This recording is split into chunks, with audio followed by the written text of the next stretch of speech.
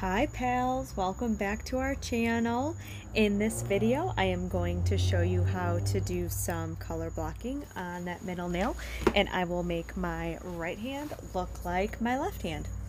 So I am right-handed, so I'm going to be using my non-dominant hand to do my right hand. So this will be interesting. It definitely usually doesn't turn out as well, but we'll see. So I am going to start with my pale pink color, well, like medium pink color. It is Dusty Rose by ASP. So I prepped my nails off camera. I do not buff my nails before I put on my dip. The reason I don't do that is because my nails are thin to begin with. So the only real time I smooth anything out is usually my thumbnail, and it is if it is starting to get a little bit ridged or bumpy sometimes, just the way it grows out, it's not really smooth. So I will take a fine grit buffer and buff that, but I do not do it before I dip my nails because my adherence is really good just with my regular prep that comes with my kit, like my triple vitamin dehydrator. So that's enough, so I don't do that. So I will go in with my first layer of dip. I did my thumb, my pointer, I'm skipping my ring, and I am going to do a full dip on my last two fingers because I'm only doing 2 dips of color here. I am going to top it with 2 dips of my Rose Quartz and a dip of clear, so that's 5 total. And anything past that is going to be pretty bulky and it's going to take a lot to file down. So I didn't do the apex method with the strip down the middle to start. I did 2 full dips just so I can get some decent coverage. The reason I do that is because I think Rose Quartz, Revel's Rose Quartz, it is a really pretty pink, but the base is really light. I feel like to get the opacity that I like, I have to do at least 3 dips of that, and that's a lot for a chunky glitter. So I always do this pink underneath to make it look a little bit darker. So I will let you watch my application of my regular dip. It's just my traditional application. I will let you watch and I will come back in when I do my color blocking.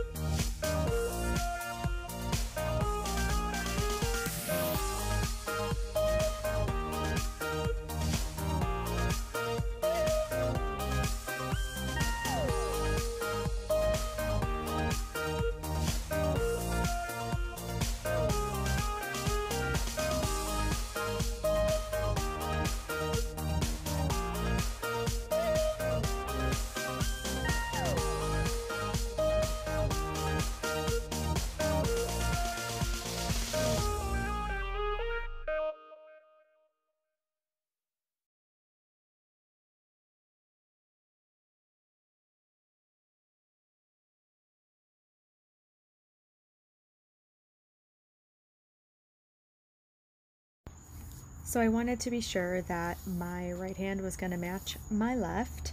So I want to make sure I put the tape in the right place and not put it sideways.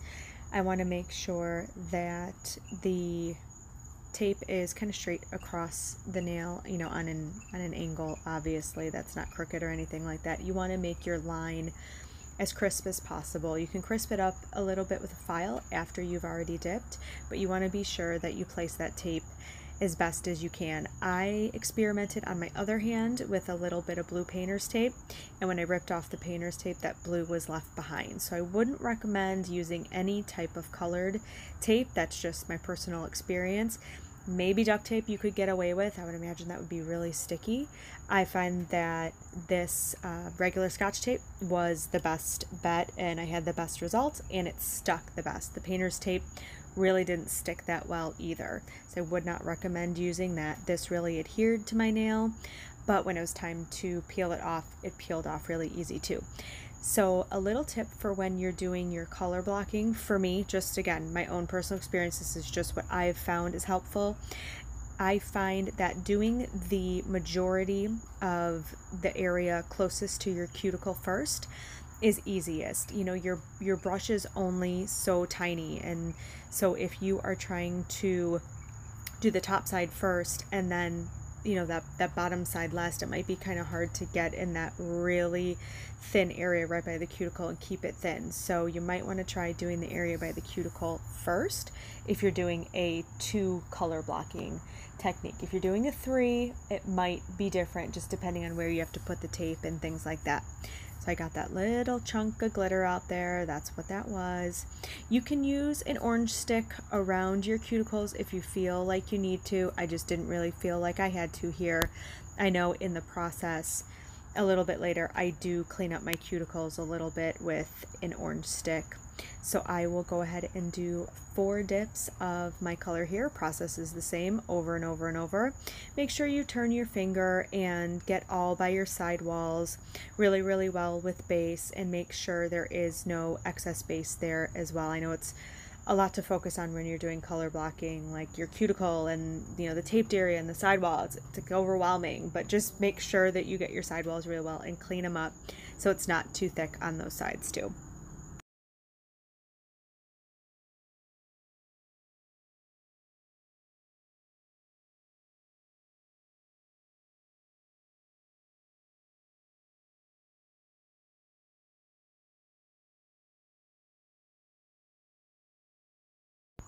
And after I did my 4 coats, I will go ahead and peel back the tape. You do want to go nice and slow. You know, mostly your base is set. It's not really going to be tacky to the touch, but you still do run the risk of ripping some of it off if you rip too fast. So just go nice and slow with that. For my color blocking, I do like a little more sparkle. Big surprise. So you know, my bottom half was not quite half of my nail. It really wasn't, you know, 50-50, so it is a little bit, you know, smaller of that cream color.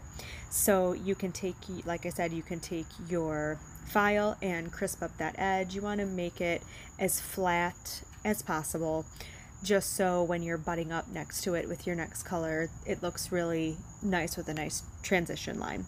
So smooth that up a little bit and then go in with your next color blocking. I like it to be subtle, just in my preference. Some people do, you know, black and white and things like that. I mean, I am pretty decent at color blocking, but, you know, pink on pink, it's a little more forgiving.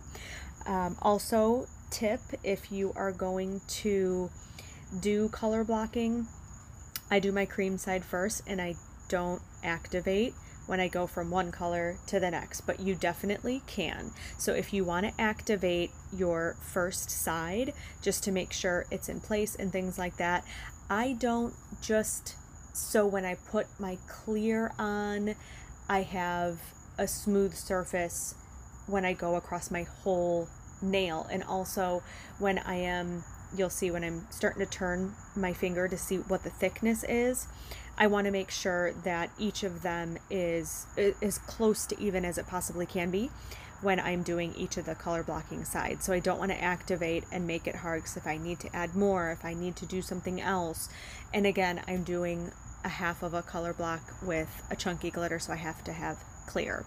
So I think that's just one of the reasons I didn't activate that first side. But like I said, you definitely can if you want to. I just activate the whole nail once I'm done. So keep watching, and again, clean up your sidewalls. Don't forget.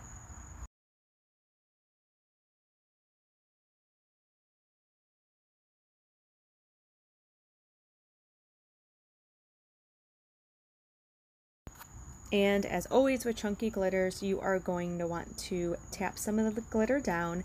I just have a little bit of powder on my finger, so I tap with that, but you can definitely use a plastic bag. You stick your finger in the plastic bag and tap with that. It's whatever you're comfortable with. Make sure you brush off in between layers, especially if you have a chunky glitter. If you leave too much behind and those glitters aren't adhered, they're going to start moving and they're not going to be quite in the right spot, and sometimes you can glue over them and they're hanging off your edge or hanging off your tip or something like that. So you want to make sure that you brush off in between as always and get as close to that line as possible without going over and getting any of the glitter on your cream color.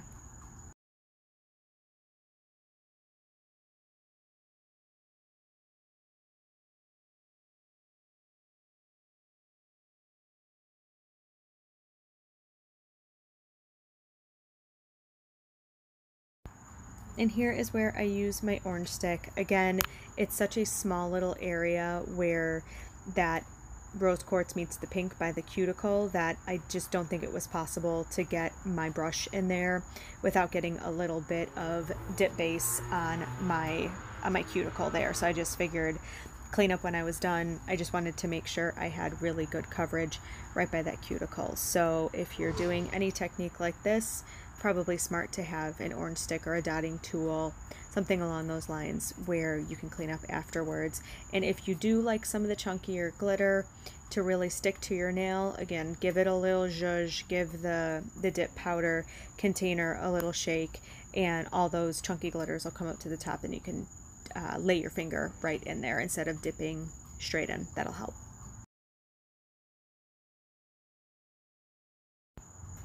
And I will just zoom on through these two nails. I went ahead and did 2 dips of rose quartz on top of the Dusty Rose, and then I will encapsulate all 3 nails in clear. With chunky glitters, you have to have the clear or else you're going to buff those right off. There is a little tip: if you don't have any clear, if you're a new dipper and you didn't order clear or you don't like the quality of your clear, I think what you could probably do is put on a layer of base and let that dry and then activate. So that'll give you an extra layer of glue that you can file on top of where you're not filing right on your glitter.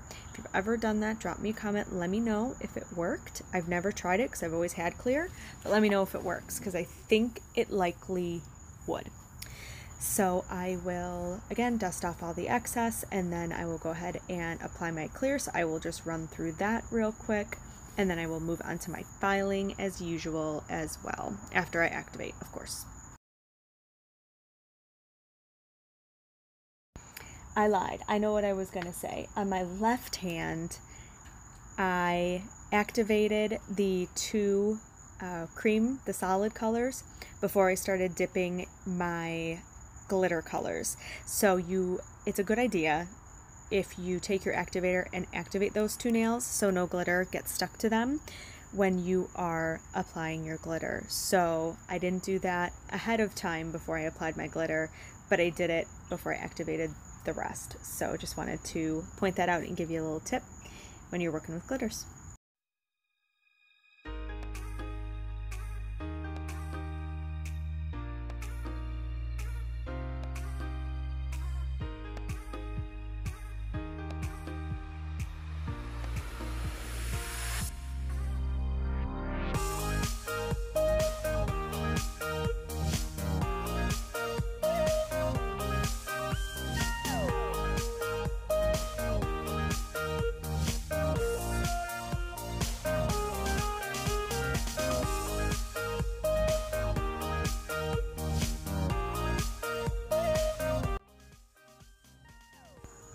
So after I activated and I made sure that the dip powder was all hard, I will go ahead and do my hand filing and my e-file. As usual, I didn't want to bore you guys with too much filing because I have done a couple videos with that already, so I did breeze through a little bit of that. I think I did just my thumb on camera first, and all the rest I did off camera because it's pretty much the same process all the time. So I will run through that real quick and then move on to my top coat after that.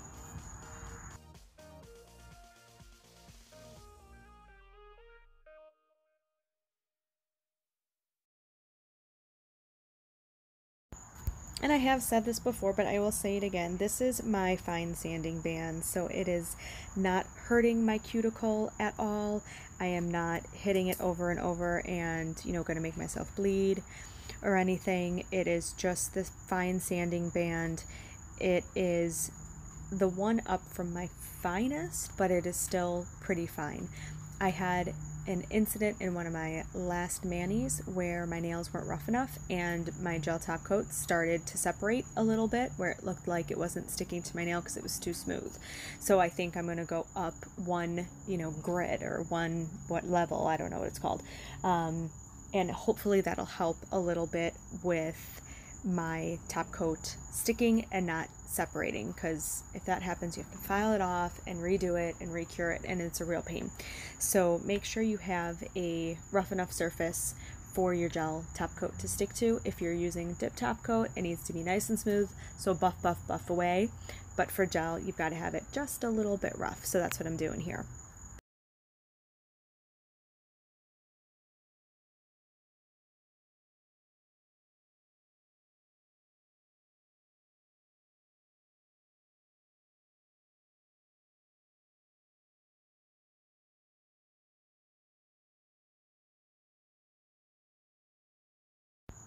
And for anyone that's a new dipper, you really want to get a really smooth cuticle. If you have any areas that are where your cuticle has a little bit of dip on it, base coat, you want to make sure to get that off and make it as smooth as possible, where you have almost like a little ledge between where your cuticle starts and where your dip starts. So when it grows out, it's really, really smooth and you won't have any lifting. Lifting is your enemy when it comes to manicures. That's where your hair is going to get stuck. That's where you're going to be tucking in a blanket and your nail is going to rip off and fly off and maybe even take some of your nail underneath. So just make sure, so important, that you have a really smooth cuticle line and you won't have any lifting, and your manis are going to last a lot longer.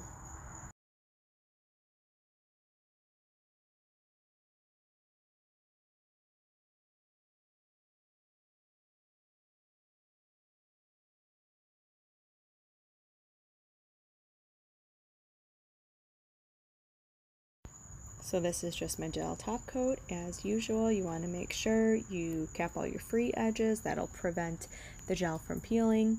And again, I start with my pinky and I move on to my thumb. Make sure when you stick your hand in your light that your thumb is all the way in and it's not turned outwards, or the corner of it isn't, you know, facing your table or anything like that. I have had that issue in the past where I didn't get that little corner cured and the gel will wipe off and it'll look really dull. So make sure you kind of turn your hand all directions when you've got it in your lamp for 60 seconds. So I will finish with my cuticle oil. You desperately need it after mani. You can use any kind of oil that you like. Doesn't have to be cuticle. You can use coconut, olive, jojoba, whatever you have at home. Don't feel like you have to buy cuticle oil special just for manis. If you're on a budget, you've already spent $1 million on dips, use olive oil, use coconut, it'll be just fine. So if you like this mani, give us a like, subscribe, turn on your notification bell, and let me know if you want to see anything specific in the comments, and we will try to get that done for you. Until next time, bye.